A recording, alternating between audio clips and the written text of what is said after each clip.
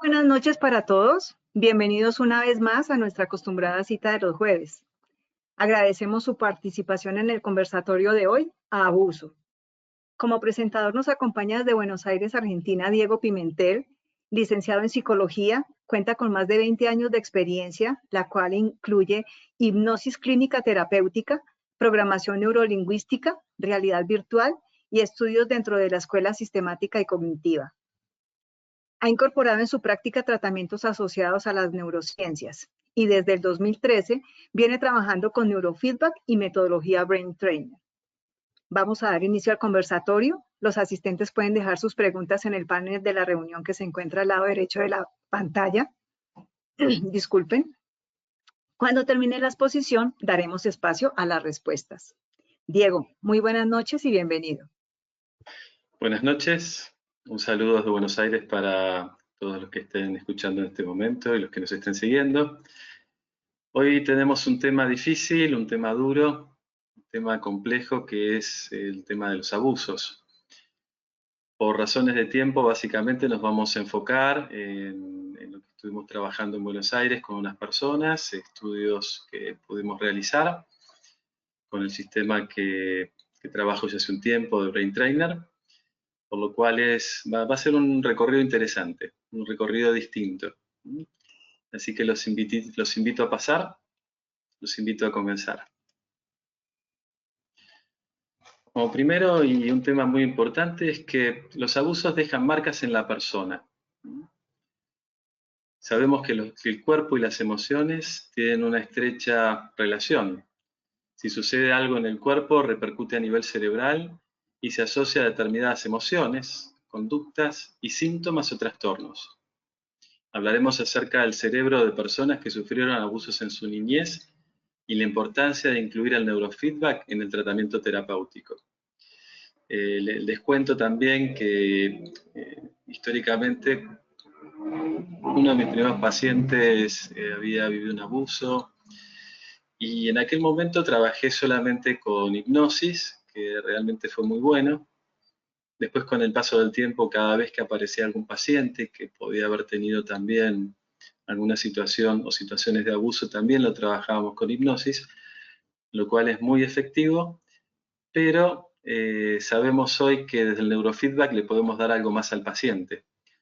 Los libros de neurofeedback hoy recomiendan, si uno puede trabajar con neurofeedback más hipnosis, sabemos que estamos haciendo algo dentro de lo terapéutico con pasos rápidos, con pasos veloces, y el neurofeedback para poder acompañar ese proceso mejorando sintomatología o cuestiones a nivel cerebral, de las que iremos hablando en el recorrido de hoy. Por eso es más que recomendable este tipo de tratamiento. Les cuento que Martin Teicher estudió con electroencefalograma a personas con historial de abusos en la niñez. Él cuenta y dice que en 1984, mientras trataba yo a 3 sujetos que padecían el trastorno de personalidad esquizoide, empecé a sospechar de su temprana exposición a varias formas de maltrato que había alterado el desarrollo de sus sistemas límbicos. El sistema límbico es un conjunto de núcleos cerebrales interconectados que desempeñan un papel fundamental en la regulación de las emociones y de la memoria. Dos regiones límbicas importantísimas son el hipocampo y la amígdala, situadas bajo la corteza del lóbulo temporal. El hipocampo tiene importancia en la formación y en la recuperación de la memoria verbal y la memoria emocional, y la amígdala como encargada de crear el contenido emocional de la memoria. Al ocurrir el maltrato contra el niño, durante el crítico tiempo de formación en que su cerebro se está esculpiendo físicamente por la experiencia, el impacto grave del estrés puede dejar una impronta indeleble en su estructura y en sus funciones. Se produce así, al parecer, una serie de efectos en cascada, moleculares y neurobiológicos, que alteran de forma irreversible el desarrollo neural. Estas son las palabras de Martin Teicher, que en su momento cuando estudió, cuando encontró las características, los síntomas, y él amplía un poco más, hablando de las secuelas. cuenta que las secuelas de un abuso sufrido en la infancia pueden manifestarse a cualquier edad y de modos diversos. Interiormente aparecen en forma de depresión, ansiedad, pensamientos suicidas o estrés postraumático. También pueden llegar a exteriorizarse a través de la agresividad, impulsividad, delincuencia, hiperactividad o abuso de drogas. Entiéndase que no necesariamente una persona que ha sido víctima de un abuso va a vivir todo esto, ¿no? Propone estar abierto a nuevos abordajes terapéuticos para el tratamiento de personas víctimas de abusos. Y esto lo propone porque él veía que en su momento la psicología estaba enfocada mucho en determinados tipos de tratamientos y él veía que con las consecuencias a nivel cerebral difícilmente iban a poder dar grandes avances. O sea, quizá la psicología sola podía trabajar encuadre de algunas situaciones o verlas de otra manera a partir de una regresión, etcétera, etcétera. Pero digamos que esa huella a nivel cerebral no necesariamente por medio de una psicoterapia iba a poder mejorar. Se entiende que en muchos casos ha mejorado, pero si uno quisiera un abordaje más completo, con más posibilidades de ayudar a la persona, por eso él propone nuevos abordajes terapéuticos para este tipo de tratamientos en estas personas víctimas de abuso. ¿Cómo trabajamos nosotros? Trabajamos con un escaneo cerebral. El escaneo cerebral es similar a un mapeo. Trabajamos con, a la izquierda pueden ver un aparato, es un pequeño amplificador que toma información del cuero cabelludo de la persona, toma información de qué es lo que está pasando con las ondas cerebrales a partir de la colocación de electrodos bajo un sistema internacional que está muy comprobado y se utiliza en electroencefalografía.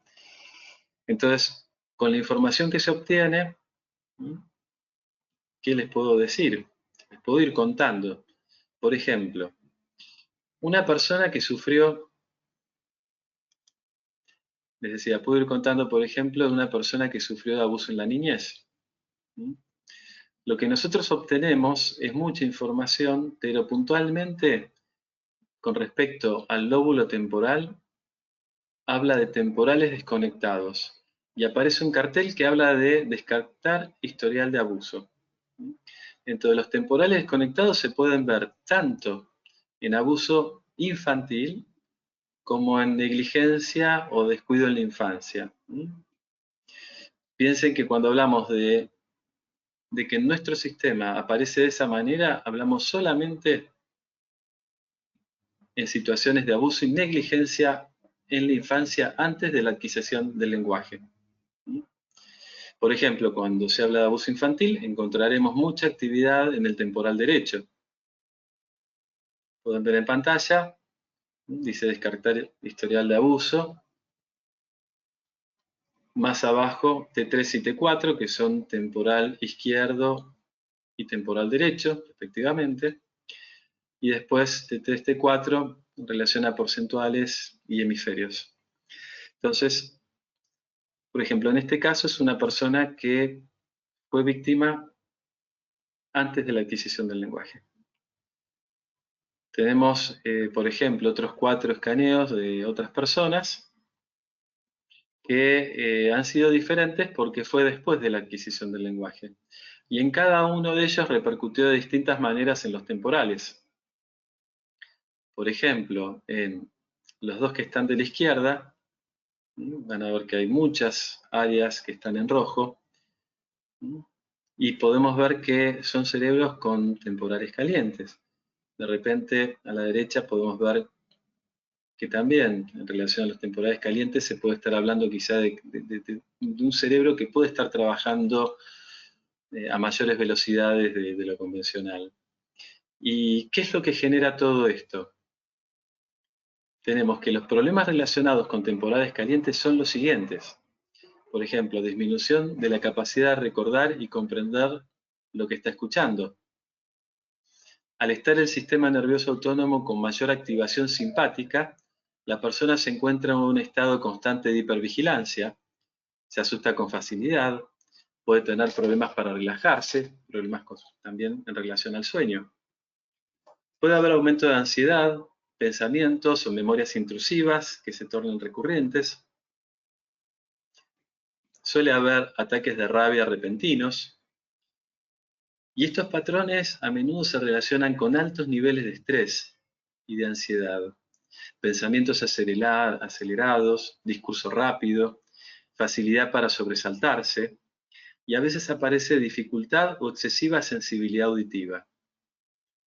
En las noches puede despertarse con frecuencia o tener un sueño poco reparador. Entonces piensen que una persona, está bien, tanto quien fue abusado antes en su infancia o posteriormente a la incorporación del lenguaje, puede tener estos temporales calientes. Igual les voy a comentar que temporales calientes es algo que lo pueden encontrar también en otras personas, pero en los distintos escaneos que estuve realizando, lo que hoy les estoy mostrando básicamente son muchas cosas comunes que han quedado como secuela del abuso y que los años que han transcurrido después la persona no, por algún motivo no ha encontrado el modo de que esto pueda mejorar. También hablábamos de un cerebro con beta rápida o high beta. High beta o Kindling piensen que está asociado a efectos cerebrales de los traumas. El exceso de activación cerebral tiene que ver con eso. Cerebros que están siempre siendo estimulados, presentando sensibilidad extrema a hipervigilancia con una respuesta de defensa y de protección exagerada y reacción al estrés también. Todo ello se debería a respuestas de experiencias traumáticas. Hay en estas personas mayor tendencia a la ansiedad, dificultad para relajar, pensamiento acelerado, irritabilidad, respuestas exageradas a situaciones estresantes, necesidad de mantener siempre el control, disturbios del sueño y tendencia a bloquear sentimientos. Entonces, fíjense que si conocen a algunas personas que hayan sido víctimas de abuso, seguramente puedan estar encontrando en estas personas algunos de estos síntomas, o si tienen algún paciente, y tiene que ver con lo que está pasando en el cerebro. Piensen que una experiencia marca el cerebro, genera una experiencia fuerte, genera, bueno, una experiencia simple también, pero una experiencia fuerte genera determinada química cerebral, asociada a emociones, es un momento que es muy fuerte a nivel emocional y va dejando una huella. Y esa huella es una marca que es difícil de borrar. Con respecto a qué otras cosas vi en común en estas personas, por ejemplo, encontramos que en la velocidad del electroencefalograma hay distintas frecuencias pico, pero en lo que es frecuencia pico de beta, coincidieron, por ejemplo, estas 4 personas en que esta frecuencia de pico beta es alta. Y beta, para explicarle, funciona en varias bandas, entre ellas beta alta es la que es de 23 a 38 Hz. Y este grupo es muy rápido y generalmente no es funcional. Y volvemos a nombrar estas palabras, está relacionado con hipervigilancia y miedos basados en traumas. Entonces fíjense que antes hablamos de control, acá hablamos de hipervigilancia y miedos basados en traumas, hablamos de estrés, o sea, hablamos de un montón de características que la verdad que para quien las está padeciendo es muy jorobado, muy complicado. Y puede hacer algo para ir mejorando, acompañando su terapia. También observamos que con respecto al ritmo sensorio-motor, acá van a ver que dice C3, CZ y C4. Si se acuerdan de esa gorra roja que tenía unos puntos blancos, C3, CZ y C4 están en la zona del surco central. Si trazáramos una línea imaginaria de oreja a oreja, C3, CZ y C4 estarían en la parte superior prácticamente. C3 a la izquierda, CZ en el medio y C4 a la derecha. Pero en la parte más alta de la cabeza, pensémoslo como para explicarlo más o menos fácil. Los porcentajes de este grupo se encuentran por debajo del objetivo, que es de 10 a 12% en C3, C4 y CZ, con los ojos abiertos. Y los niveles bajos del ritmo sensorio-motor a menudo están relacionados con la posibilidad de padecer los siguientes síntomas. Por ejemplo, problemas para conciliar el sueño, sueño activo, síndrome de piernas inquietas o bruxismo, problemas con la relajación física o con la relación en relación al control. Puede haber una escritura pobre, la persona puede ser inquieta, impulsiva, puede haber distraibilidad, también problemas con la coordinación motora. Todos estos son síntomas que comúnmente puede llegar a tener una persona que tenga este tipo de problema en relación al ritmo sensorio-motor. También con respecto a la sincronía, encontré coincidencias en estas 4 personas, en que había, por ejemplo, sincronía excesiva en ondas rápidas. Entonces, por ejemplo, en área frontal, parietal y occipital, ahí vemos F3, F4 frontal, P3, P4 parietal, o 1 o 2 occipital, ¿no? Cada una con esta sincronía excesiva de ondas rápidas. Pensemos que las ondas rápidas no deben tener una sincronía excesiva. Las ondas rápidas, ya como ser ondas tipo beta, deben tener una baja sincronía porque los hemisferios cerebrales no tienen por qué estar trabajando de manera sincrónica porque hay áreas específicas de un hemisferio o del otro para determinadas acciones o tareas.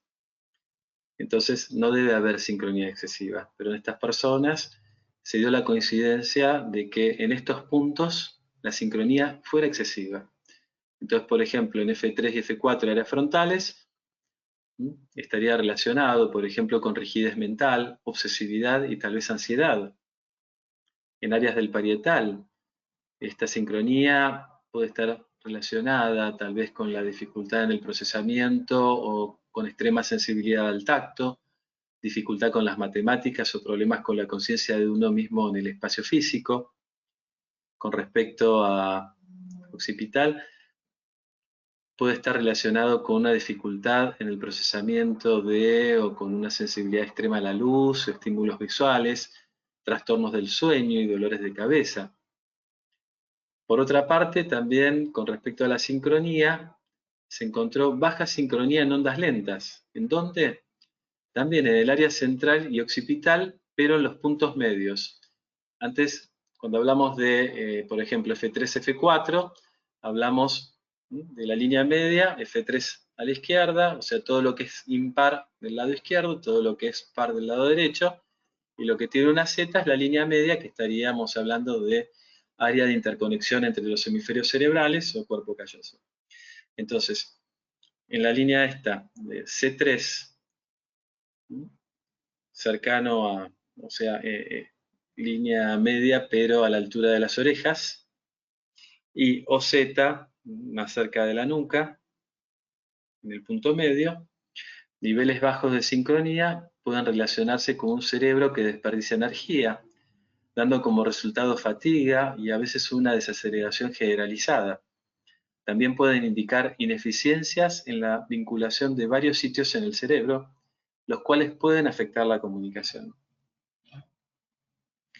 Otro tema así interesante para nombrarles, hay algo que se llama coeficiente de Zwingli, y el coeficiente de Zwingli, para entenderlo, tiene que ver con la proporción entre las frecuencias beta y beta rápidas o high beta, tanto en esta proporción en FZ, que es frontal, línea media, y en CZ, donde en todas estas personas se encontraron valores por encima del 60%, lo que significa que en estas personas da cuenta de que pueden ser tercas o que les falta flexibilidad.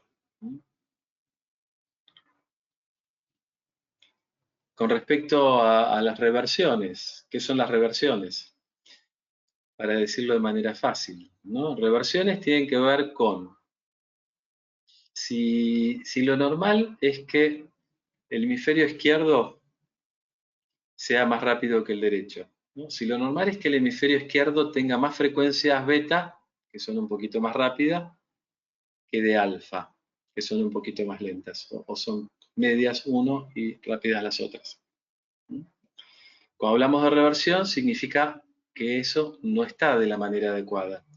Significa que el hemisferio izquierdo está más lento en vez de estar más rápido en relación al hemisferio opuesto, que sería el derecho. Entonces puede haber reversiones del hemisferio izquierdo en relación al derecho, pero también puede haber reversiones en relación a áreas frontales y áreas posteriores. Entonces vamos a hablar de esto. Yo marqué en rojo básicamente qué tipo de reversiones más o menos se repetían. Creo que sin querer marqué beta posterior, salvo que esté, ahora igual lo vamos a ir viendo. Y dejé en negro algunas reversiones que tenían que ver con, por ejemplo, las dos primeras responden a la primera persona, donde acá vemos lo particular de una de estas personas, que el hemisferio izquierdo es más lento que el derecho, que esto puede resultar en dificultades para establecer y mantener rutinas, falta de atención a experiencias externas, el procesamiento del lenguaje puede ser débil, puede presentar tendencia a niveles bajos de energía y sentimientos depresivos. Entonces, esto se dio, por ejemplo, en la primera persona, al igual que hemisferio izquierdo con predominio de alfa, donde el hemisferio izquierdo debería tener predominio de beta. Entonces, ¿qué significa esto? Que esta persona puede estar atravesando o padeciendo o viviendo determinadas situaciones con un estado de ánimo depresivo, con visión negativa de las experiencias y quizá dificultades con el procesamiento del lenguaje. Digamos que hay muchos sitios del cerebro, no vamos a entrar en detalle, que muestran por qué este hemisferio izquierdo o cuáles son los que tienen predominio de alfa en relación a los del hemisferio derecho. En la segunda persona se repite esta cuestión de que el hemisferio izquierdo con predominio de alfa, entonces volvemos a hablar del estado de ánimo depresivo, la visión negativa de las experiencias, dificultades con el procesamiento del lenguaje, pero agregamos que además esta persona tiene una reversión beta posterior.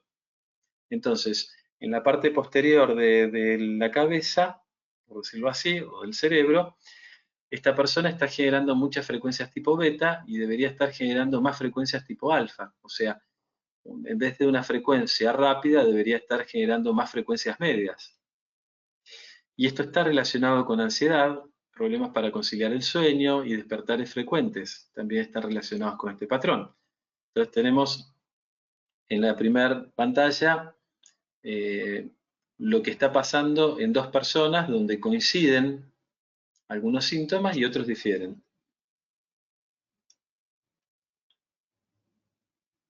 Bien, tenemos acá también, nuevamente, el hemisferio, voy a volver para atrás un segundo porque creo que acá hay algo que se me fue de color sin querer. Izquierdo con predominio de alfa es el único. Sí, los demás estarían de más en rojo. Creo que en la corrección me pasé. Entonces tenemos en la tercera persona, hemisferio izquierdo es más lento que el derecho. Esto puede resultar en dificultades para establecer y mantener rutinas y falta de atención a experiencias externas. El procesamiento del lenguaje puede ser débil, puede presentar tendencia a niveles bajos de energía y sentimientos depresivos. Nuevamente, el hemisferio izquierdo con predominio de alfa. Se repite lo de las otras dos personas. Esto se correlaciona con el estado de ánimo depresivo, visión negativa de las experiencias y quizá dificultades con el procesamiento del lenguaje. La parte frontal es más lenta que la posterior. Entonces agrega esto. Entonces esta persona difiere de las otras en el primer punto y en el tercero.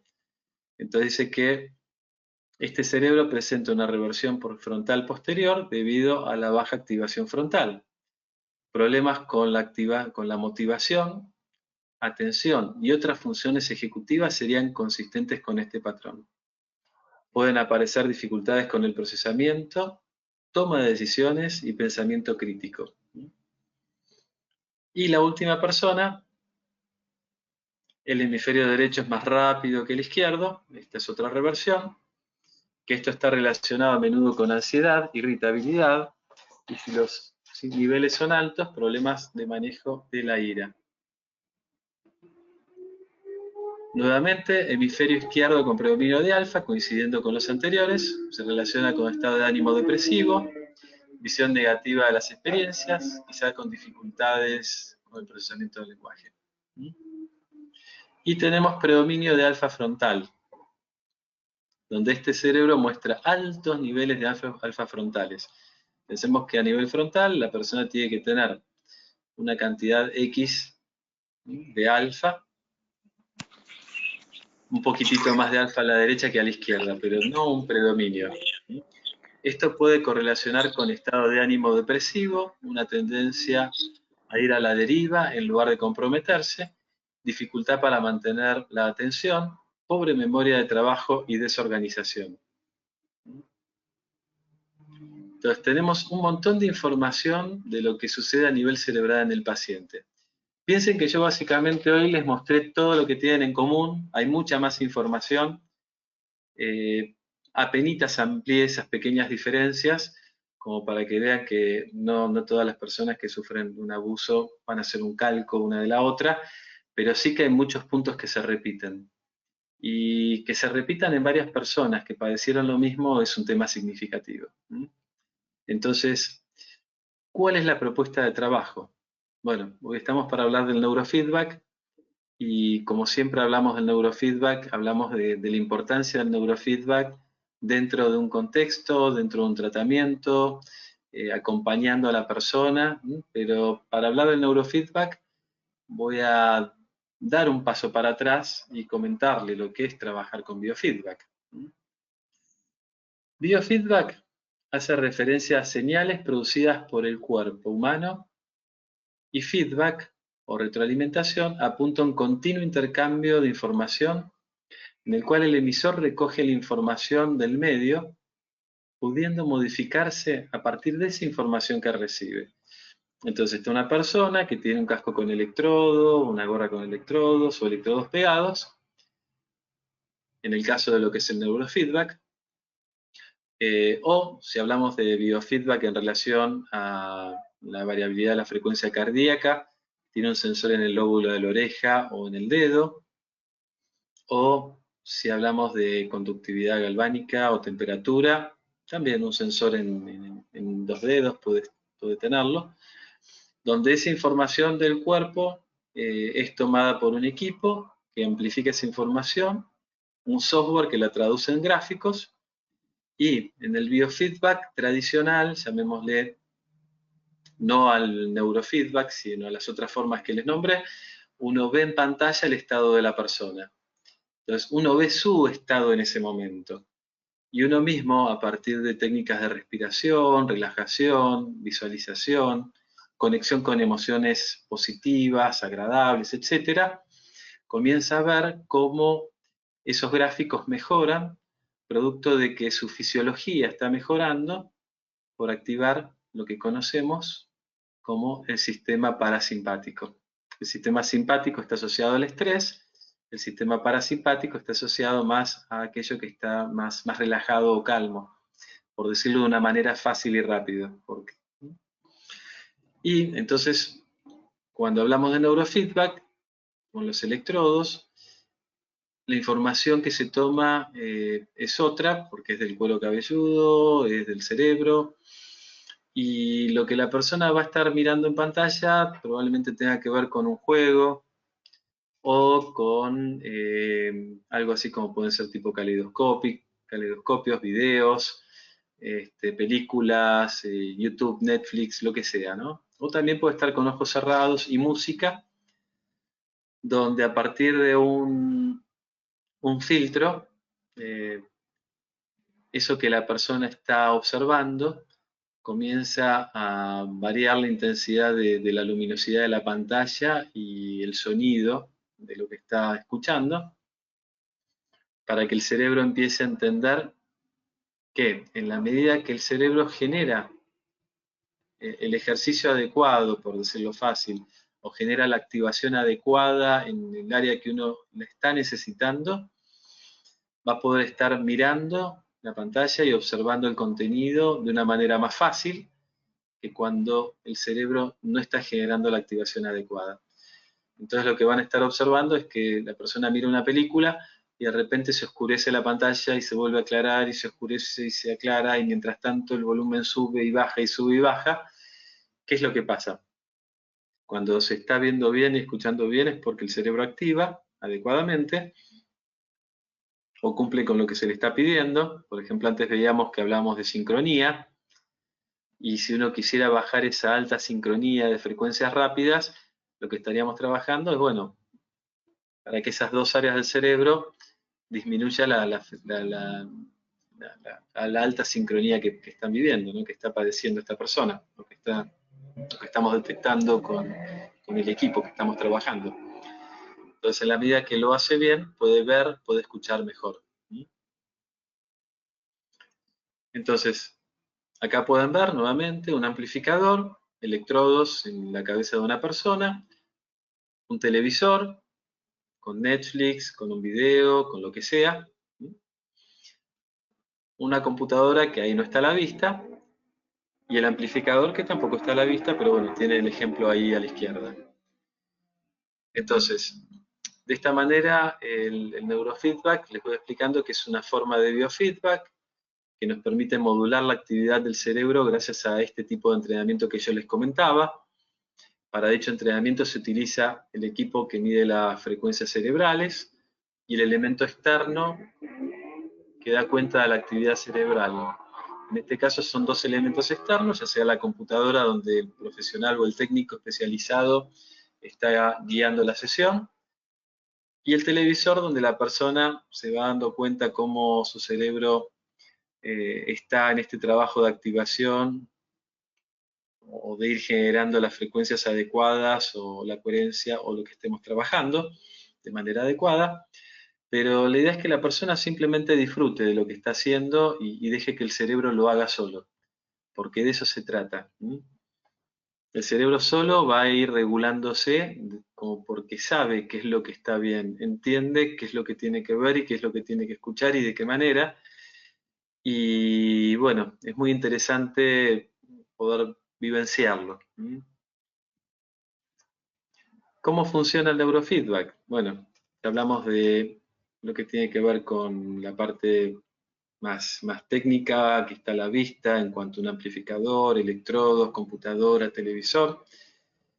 Ya hablamos algo del cerebro, pero también hay conceptos importantes, como ser el condicionamiento operante, que es un método de aprendizaje que utiliza el refuerzo por un lado o el castigo por el otro.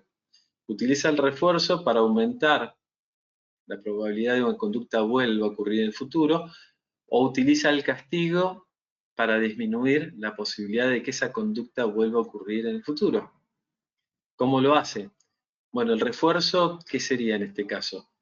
El cerebro entiende que cuando ve bien la pantalla y escucha bien, ese es el refuerzo. Y el castigo es cuando se oscurece y escucha poco. Digamos, ya en el momento de la persona le genera un poquito como de frustración, pero tiene que dejarse de pensar si está frustrado o no, si esto está complicado para que funcione bien, porque su cerebro es el que está actuando como control remoto y el que está regulando lo que la persona está viendo en esa repetición y en ese aprendizaje, con este refuerzo positivo o el castigo, para entender hacia dónde tiene que ir. Entonces, a través del neurofeedback y utilizando el condicionamiento operante, podemos enseñar al cerebro a incrementar o a disminuir la cantidad de ondas específicas necesarias en el área del cerebro que estemos trabajando. Y otro concepto importante es el de la neuroplasticidad. Al hablar de neuroplasticidad nos referimos a la facultad que tienen las neuronas para regenerarse y tomar nuevas conexiones, Es la capacidad del cerebro para modificarse, recuperarse, aprender y mejorar. Algunos hablan acerca de la renovación del cableado. Fíjense que cuando una persona tiene algún tipo de lesión cerebral, ya hace bastante tiempo se viene hablando de la neuroplasticidad para que el cerebro pueda recuperar las funciones que pueden estar o perdidas o disminuidas. Entonces, este concepto de neuroplasticidad ya lleva muchos años. A nivel mundial se viene escuchando mucho acerca de esto. La neuropsicología, la rehabilitación psicofísica, lo toman y lo utilizan en la práctica cotidiana. Y el neurofeedback, bueno, utilizado por neuropsicólogos en distintos países del mundo y personal técnico calificado también en distintas partes del mundo, bueno, saben y sabemos de este tema como para poder transmitírselo a los pacientes, explicarles de qué se trata y bueno, y observar los resultados al finalizar las sesiones que la persona toma.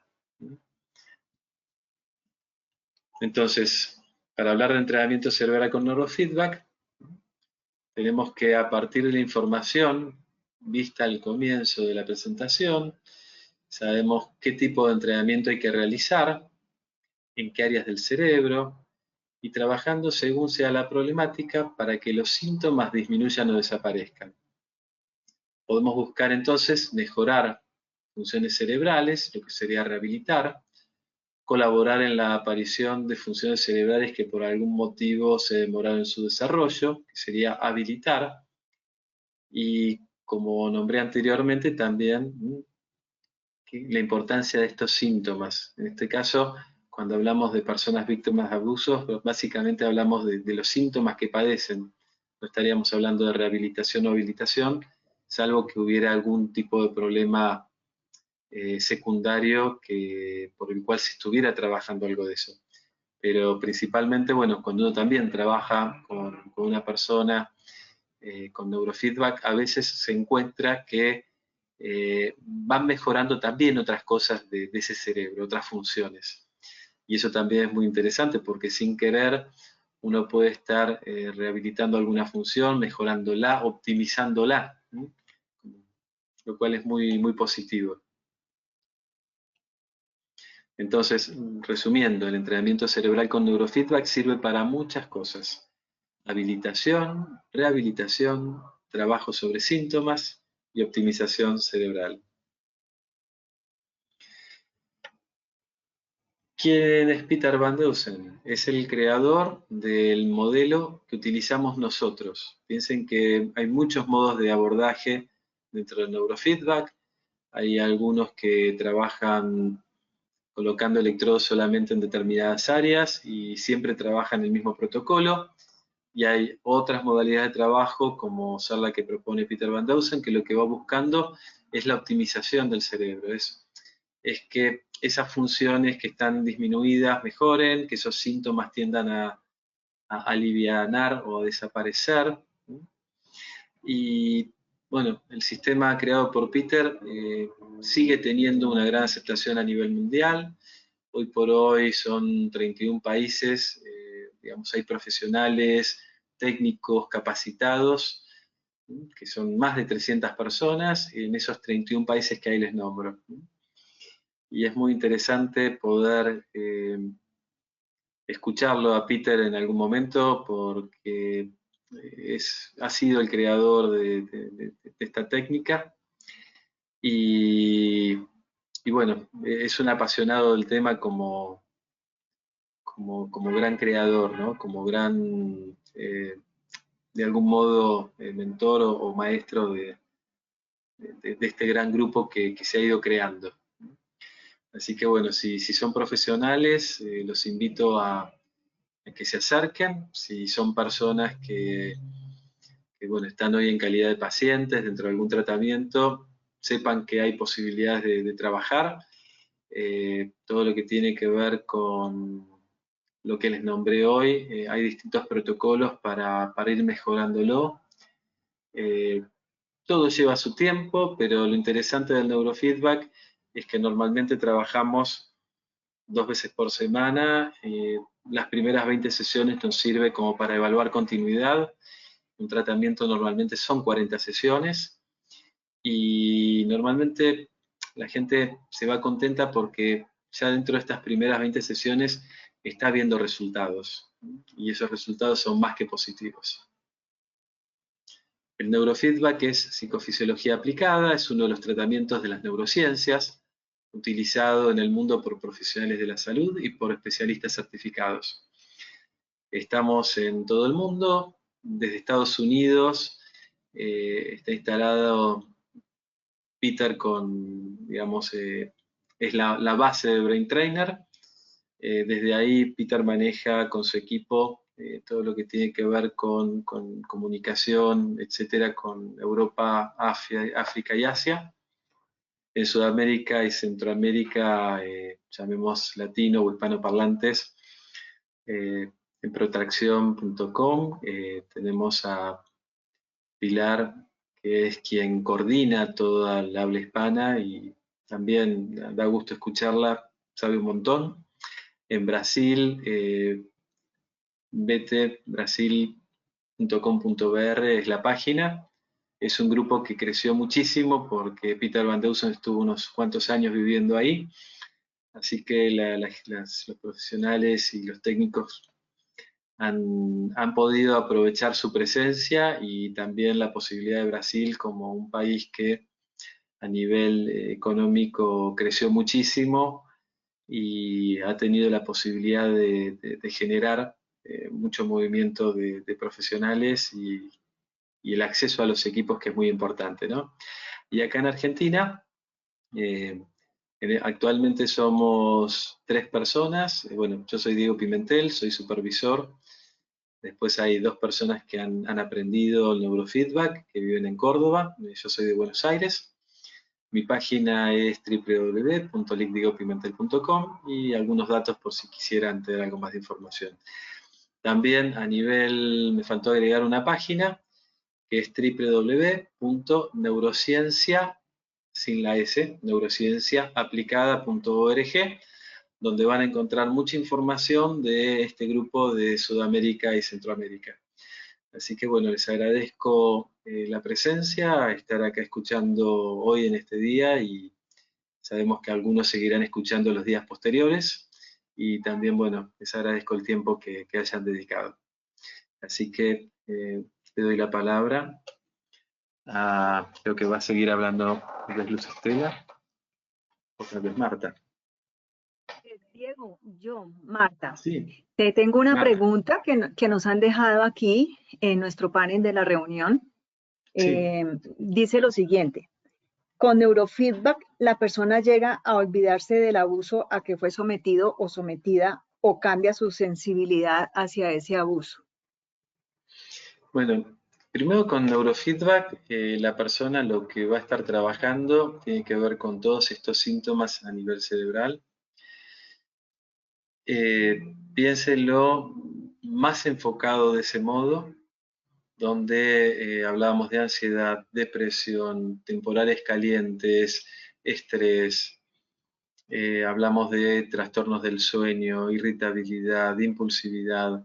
La idea del neurofeedback es que vaya regulando favorablemente o generando cambios favorables en el cerebro de esta persona, lo cual es muy positivo. A nivel recuerdos, y los recuerdos es algo que la persona los tiene y los lleva. La idea es que entre la psicoterapia que la persona esté realizando y el neurofeedback pueda ir generando una conexión diferente con ese recuerdo, porque son recuerdos muy duros y lo importante es si se puede alivianar o borrar la huella traumática, que es la que causa tanto daño en la persona. O sea, todos tenemos memoria, la memoria va a seguir estando. El tema es que esa memoria moleste menos. Moleste menos, pero también fíjense que estamos hablando de que los síntomas que pudo haber generado ese momento y que estén siendo vividos por la persona que esos síntomas también puedan aplacarse, modificarse y unos cuantos hasta en lo posible desaparecer. Como les contaba en algún momento, yo trabajé con hipnosis y era muy bueno poder ver la gran ayuda que uno realizaba en una persona víctima de abuso, trabajando con hipnosis, pero vuelvo a decir, hoy por hoy el tratamiento, diría que ideal, los libros de neurofeedback dicen neurofeedback más psicoterapia, o si es neurofeedback más hipnosis, mejor todavía. Pero piensen que el trabajo interdisciplinario es lo que más va a ayudar a que esas memorias también, donde la persona pueda trabajarlas en una psicoterapia acompañadas por un neurofeedback, se vayan aplacando. Un trabajo conjunto. El neurofeedback va a ser mucho, pero si le agregamos también la parte hablada terapéutica, todo puede ayudar. Y normalmente les diría que lo que recomiendo es que si buscan terapia, busquen en centros. Muchas veces hay áreas del gobierno que son especialistas en determinados temas, pero traten de buscar por referencias, etcétera, porque a veces, por lo menos acá en Argentina, cuando una persona que, por ejemplo, fue víctima de violencia familiar va a uno de estos centros, en vez de generarse que el violento se vaya de la casa, no, resguardan a la persona y la llevan a un hogar que no es lo mismo que vivir en una casa. Entonces, a mí a veces me gusta más que para algunas cuestiones, si pueden contratar a la persona de referencia en quien ustedes puedan confiar, eh, a veces es mejor que ir a algunos centros que tienen un título que suena a especialistas, ¿no? Así que bueno, no sé si respondí la pregunta, me fui un poquito además por las ramas, pero bueno, la idea era un poco poder transmitirles todo esto que quería compartir con ustedes. No sé si hay alguna otra pregunta o si ustedes quieren mostrar algo o contar algo por ahí. Marta. Tengo aquí otra pregunta, Diego. Sí. Dice, ¿cómo podemos relacionar el neurofeedback? ¿Cómo podríamos asociarlo al tratamiento del trauma del desarrollo? Esta pregunta no la deja Felipe Julián Medina Quispe, que está en Perú. Nos está Ajá. escuchando, te está escuchando. Bien, a ver. La pregunta, ¿cómo viene? Me decías, perdón. A ver Dice, si Sí. dice, ¿cómo podemos relacionar el neurofeedback? ¿Cómo podríamos asociarlo al tratamiento del trauma del desarrollo? A ver, no, por cómo es la pregunta, yo lo que tendría que responder es, no es que un tratamiento haya que asociarlo o cómo lo podríamos asociar. Eh, yo entiendo la pregunta como para responderla de esta manera. Eh, Cualquier paciente que viene a un consultorio, un tratamiento, normalmente confía en el profesional que lo atiende. Si el profesional que lo atiende trabaja dentro de determinadas líneas terapéuticas, uno puede explicarles de qué se tratan como para ver si esta persona puede ingresar a este otro tipo de tratamiento, ¿no? Por ejemplo, yo soy psicólogo, trabajo con hipnosis, trabajo con otro tipo de terapias breves, trabajo con realidad virtual, biofeedback convencional y neurofeedback. Entonces, quizá hay una persona y a veces yo tengo que ver cómo hacer para incorporar en su tratamiento algo de lo que yo sé que le puede servir. Entonces, si la persona no va a tener tiempo para invertirle un tratamiento 2 veces por semana, bueno, trataré de ver si con hipnosis y biofeedback tradicional cuánto podemos avanzar. Pero yo sé que con neurofeedback podemos darle una gran ayuda a ese cerebro que se encuentra desregulado, ¿no? A esa persona que tiene todos esos síntomas y esos problemas. No sé si respondí la pregunta, pero por cómo estaba orientada me pareció que la respuesta tenía que ir para ese lado.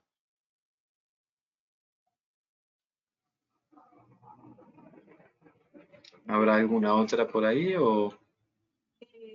Todavía no nos han colocado más preguntas. Bien, Muestra bueno, que eso es... aquí están escribiendo alguna otra. Ajá.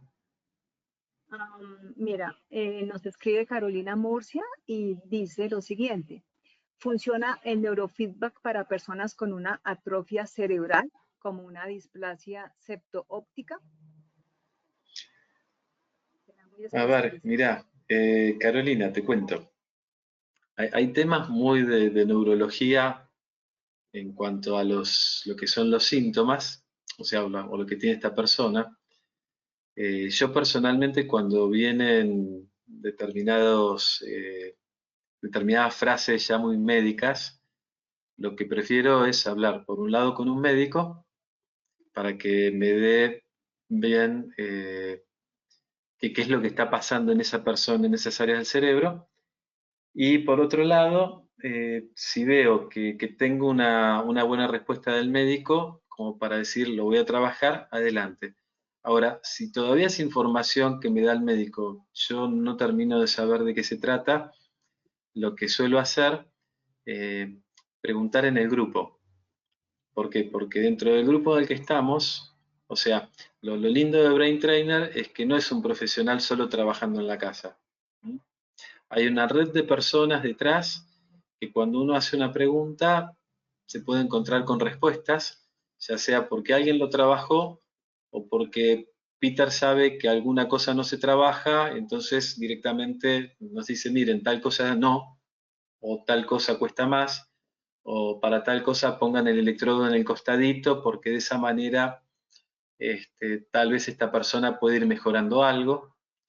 Entonces, mi respuesta apunta a eso. O sea, yo como psicólogo hay muchas cuestiones de nombres muy médicos que no las manejo. Por eso me gusta siempre que viene un paciente poder tener la posibilidad de hablar con el médico tratante, a veces para que me cuente qué es lo que está haciendo con el paciente, cómo lo ve, la medicación que le está dando, qué es lo que puede llegar a hacerle. Y también porque con el neurofeedback y la medicación que la persona toma, es importante que el médico sepa que si esta persona puede empezar a mejorar, probablemente tenga que empezar a modificar el esquema de medicación.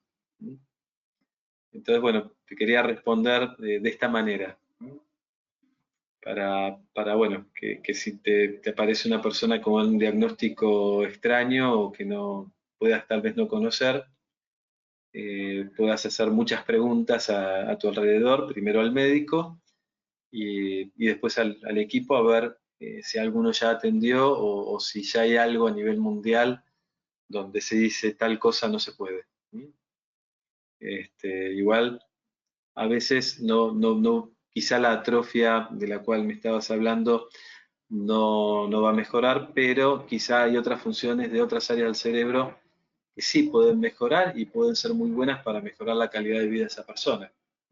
O sea, puntualmente por el síntoma que me preguntás, la palabra atrofia suena difícil, pero bueno, hay todo un cerebro, digamos, no es solamente un área. Y hay muchas áreas que pueden mejorar para que esta persona seguramente pueda evolucionar. Así que bueno, gracias por la pregunta. Muy bien, Diego. Tengo una última sugerencia de Felipe Julián Medina que Ajá. dice, podemos decir que de acuerdo a la flexibilidad del cerebro, los temporales calientes, es probable que se refleje como el cerebro compensa un desequilibrio originado por un determinado abuso. Esa es la Sí, sugerencia. a ver, Y pensemos en lo siguiente. Todo lo que vimos hoy lo van a encontrar. A ver, le haces un escaneo a tu hermana, a tu madre, a tu padre, a tu amiga, a tu amigo, te lo haces a vos y vas a encontrar mucho de esto, seguramente.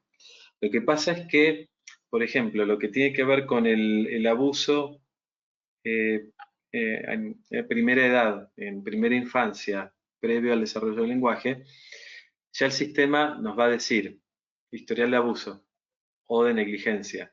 ¿Está bien? Ahora, los temporales calientes pueden aparecer también por otros motivos, pero no están en todas las personas. Ahora, Yo tengo más de 4 mapeos. Tomé solamente 4 porque si no, no nos iba a dar el tiempo para seguir hablando. Y lo que encontré en la mayoría es muchas cosas que se repetían y se repetían en personas víctimas de abuso. Ahora, si yo agarro la misma cantidad en pacientes míos, no se repiten las cosas de la misma manera. Digamos que encontré como un hilo conductor o puntos en común que esas personas sí tenían y que habían sido víctimas de abuso. Pero vuelvo a decir, quizá escañás a tu madre y lo tiene, y tu padre no. Quizá, a ver, por ejemplo, esto le digo a veces a algunos pacientes, ¿no? Viene uno y se queja y me dice, no, sí, porque mi mujer no quiere salir nunca, siempre se quiere quedar en casa, qué aburrido, y yo me peleo con ella y discuto porque yo quiero salir. Y yo lo miro y le digo, mirá, a ver, trata de no pelear. Si yo te tengo que explicar las cosas en términos del cerebro, por ejemplo, cuando hablamos antes de la zona que tenía la letra C del surco central, de la corteza motora, si una persona tiene bajo el ritmo sensorio motor, va a ser más movedizo, más inquieto, etc. Entonces, tal vez vos tengas tu área sensorio motor un poquito más disminuida en estas frecuencias, para tu corteza motora disminuida en el ritmo sensorio motor, entonces probablemente vos necesites salir. Ahora, tu esposa no es mala que no te quiera acompañar. Seguramente tu esposa tiene el ritmo sensorio motor en niveles un tanto más elevados y cueste sacarla de la casa. No es para pelearse, no es mala y vos sos bueno. Tampoco vos sos malo para tu esposa porque vos siempre querés salir y no te querés quedar en casa. Simplemente es que el cerebro está trabajando de una manera y de esa manera en cada uno de ustedes. ¿Tá? Lo que se puede hacer es entrenar el cerebro para optimizarlo. Entonces, probablemente esas frecuencias que vos tenés muy rápidas, si a vos te hacen descansar mal y te generan otro tipo de síntomas o cuestiones, o sea, sabemos que para el cerebro es importante un buen descanso, una buena alimentación, el ejercicio físico, tener momentos de alegrías, de emociones positivas, con familia, con amigos, también en el trabajo, ¿no? Entonces, si uno se pone a pensar en qué cosas son buenas para la persona, qué cosas son buenas para que ese cerebro sea más funcional, bueno, quizá un poquitito más rápida esa área le va a hacer bien. Quizá la esposa que se queda en la casa no es malo, pero tal vez empiecen a estar un poquito más juntos en la casa por momentos del fin de semana. Tal vez un poquitito más de acelere en esa área a su pareja le haría mejor para que salir o quedarse sea una elección y no que la silla, el sillón o la cama le invita a disfrutar todo el fin de semana de Netflix, ¿no? Entonces digo, en estas personas encontré puntos en común. Algunos de estos puntos los van a encontrar en otras personas que han tenido otras cuestiones. No sé si van a encontrar exactamente los mismos puntos. ¿Está bien? Tal vez sí, tal vez no. Pero en 4 personas les mostré hoy, víctimas de abuso, que hubo una coincidencia al 100% en determinados puntos. Y eso me pareció interesante para el tema de hoy, porque respondía a síntomas que normalmente ustedes van a ver en estas personas. Tal vez alguna con un estilo más extrovertido y otra más introvertido, y eso lo van a ver en relación a cómo están las frecuencias más lentas o las frecuencias más rápidas, si la persona está más en el mundo interno o más hacia afuera. Pero después está la otra parte que tienen en común. Hablamos de depresión, hablamos de ansiedad, hablamos de control, de miedos basados en trauma, hipervigilancia. O sea, hablamos de temas que responden en todas estas personas a lo mismo. Y vuelvo a decirles, si hoy le dedicáramos media hora más a esto, cosa que no es lo que está pactado o pautado, encontraríamos las diferencias, ¿no? Esto es como si yo le dijera, las personas tienen 2 ojos, una nariz, orejas, boca, tienen todo esto. Ahora, lo particular es lo que nos diferencia, pero todos tienen 2 hojas, 2 orejas, una nariz, una boca, etc. ¿Mm? Así que bueno, quería agregar esto como cierre de mi ponencia o del conversatorio por mi parte. Así que muchas gracias nuevamente. Muchas gracias, Diego. Mira, tengo ya un último comentario que dejó aquí Miriam Sofer, que dice, la utilización del EMDR complementa mucho la intervención terapéutica. Así Te es. agradecemos entonces, Diego. Bueno, muchas gracias. Sí, sepan que todas las terapias son buenas. A veces una persona arranca con una terapia que parece muy larga, pero bueno, también es buena, ¿no?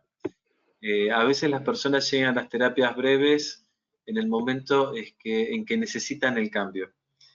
Y cuando la persona necesita el cambio y que sea más rápido y más veloz, encuentra normalmente a la persona que puede llegar a acompañarla para que el proceso lo sea. Sepan que con neurofeedback y muchas terapias breves hay más posibilidades de que a las personas generen cambios positivos en sus vidas. Y eso es muy importante. Bueno, los espero en otro conversatorio. Gracias. Muchas gracias a ti, Diego. Bueno, muchas gracias a todos. Hasta pronto. Gracias a todos por su presencia. Yo les quiero presentar el paquete ideal de entrenamiento cerebral para que lo vean. Está compuesto de varios elementos que les voy a mostrar. Está compuesto de un amplificador de 4 canales, amplificador profesional. Está compuesto de un software Brain Trainer. No me está cambiando el slide, pero bueno, ustedes me están escuchando, que es lo importante. Tiene también una banda de hemoencefalografía, que es muy fácil de usar, útil para solucionar problemas de atención, control de impulsos, estabilidad emocional y organización. Una gorra TC26 fabricada en un material muy resistente de neopreno, con 26 puntos marcados para hacer conexión con este juego de 7 electrodos, que lo están viendo acá. Y el paquete incluye un curso básico de introducción a Brain Trainer U junto al procesamiento de tus frecuencias y tu plan de entrenamiento específico para iniciar el descubrimiento de tu mejor versión y desempeño. Este paquete ideal de entrenamiento cerebral en casa tiene un costo de $2,565, que también lo puedes pagar en 5 cuotas mensuales de $526. Para conocer más nuestra metodología y equipos, pueden ingresar a nuestra página www.braintrainer.com. Allí encontrarán la información en inglés y en español. Bueno, eso es todo por hoy. Los queremos invitar a nuestro próximo conversatorio, que se llama Sistemas Sensoriales y Neurofeedback. A sus correos llegará el enlace para que se puedan registrar. Antes de dar por finalizado el conversatorio, en sus pantallas aparecerá una pequeña encuesta. Les solicitamos su colaboración contestándola, porque sus respuestas nos ayudan a mejorar cada jueves. Los esperamos. Muchas gracias a todos por su presencia. Que tengan una muy feliz noche. Hasta la próxima.